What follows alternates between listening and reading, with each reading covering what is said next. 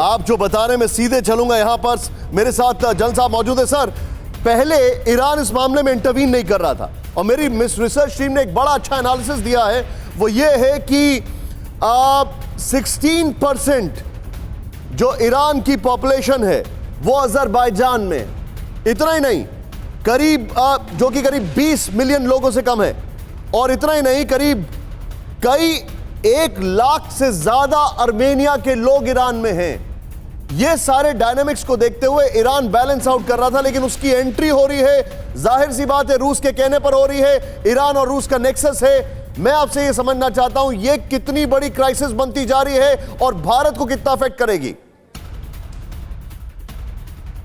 सबसे पहले तो ये युद्ध में दिन पे दिन बढ़ोतरी हो रही है। ईरान का आना मैं समझता हूँ एक खतरनाक स्टेप है। आपने रशिया की बात की, ये आपको मालूम है कि Russia is interested in keeping control of the Caspian Sea. वहाँ पे जो बाकू में एयरफील्ड जो ऑयल फील्ड्स हैं और बाकू में जो जहाँ से वहाँ पाइपलाइन जाती है, गैस पाइपलाइन, उस पर रशिया कंट्रोल करना चाहता है।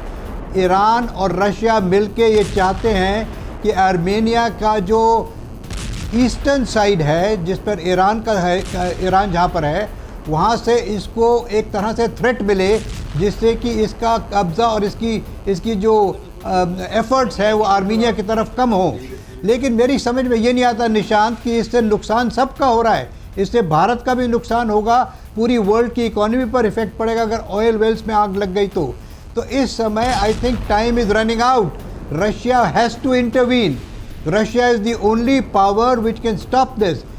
उधर तुर्की को कोई नुकसान नहीं हो रहा भी, लेकिन तुर्की के पर खिलाफ भी कुछ एक्शन होना ज़रूरी हो जाएगा अगर S-400 को उन्होंने चलाना शुरू किया।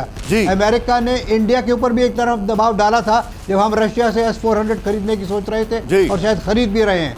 लेकिन इस समय जो आप ग्लोबल सिचुएशन डेवलपिंग देख रहे हैं, that is becoming more and more dangerous every single day, and I think it is time.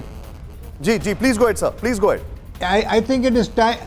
I think it is time, as Ambassador Manjeet Singh Puri has said, the world powers have to intervene. They have to stop this war. This is a war against humanity, and I think people who are suffering are the people of Armenia and people of Azerbaijan. They're all human beings. It's unbelievable. आपने जितने युद्ध देखे, strategy बनाई, planning की, और आप ये बोल रहे हैं humanity suffering, which means a lot. It comes from a great position जब आप बोलते हैं तो। न्यूज़ टॉप 9 रोज सुबह 7 बजे और शाम 7 बजे सिर्फ TV9 भारतवर्ष पर।